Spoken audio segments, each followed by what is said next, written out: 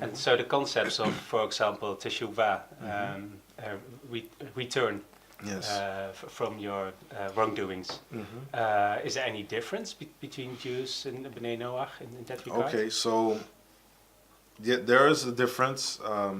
If we look at the entire system of the offerings and sacrifices in the Torah, they are referring to they are being applied, or they apply to the Jewish people.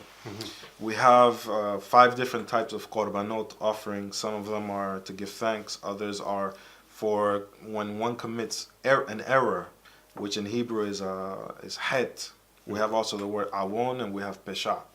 So these concepts of het, awon, and pesha don't apply necessarily to the non-Jewish world, because het requires knowledge, or necessitates knowledge of the Torah, and when someone makes a mistake through ignorance or by involuntary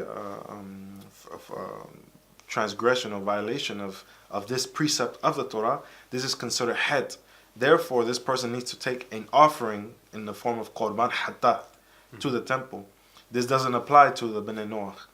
The only offerings that the Bnei Noach had were korban olah, which is if we look at the Torah, the first person that we see that does korban olah is Noach, when he comes out of the ark.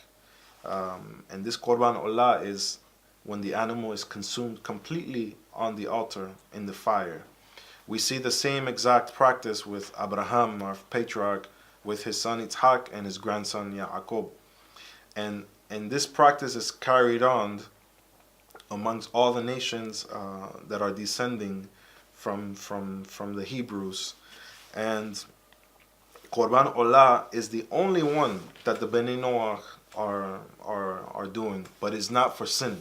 So there's no sin offering for Bnei Noach? There's no sin offering for Bnei Noach. And so how would they attain forgiveness without a sin offering? How does that work for Very Bnei Noach? good question.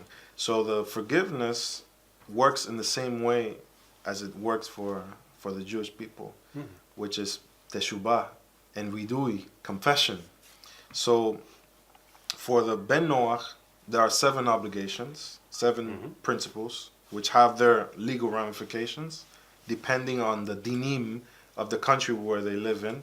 So we have a law. When the law has been violated, the Ben Noach or Bat Noach has the obligation of amending, correcting that wrong, of that transgression of that civil law, then confessing this to God directly without a need of any priest or anyone, and then making a change. And this is teshubah for a Ben Noach. For the Jewish people, there's a system in the time of the temple with when the person made the mistake involuntarily or by way of ignorance, the person took a korban hatat. But if the person made a sin, if a Jew made a sin voluntarily, there was no offering for that. So how did this person attain a atonement?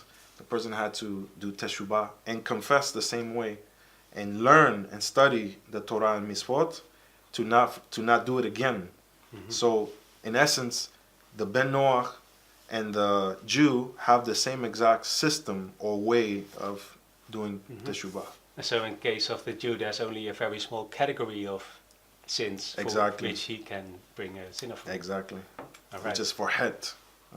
So I would translate this word roughly as a violation or an error, a mistake. And when we translate it to English or other languages, we create these problems because all of these words are translated as sin.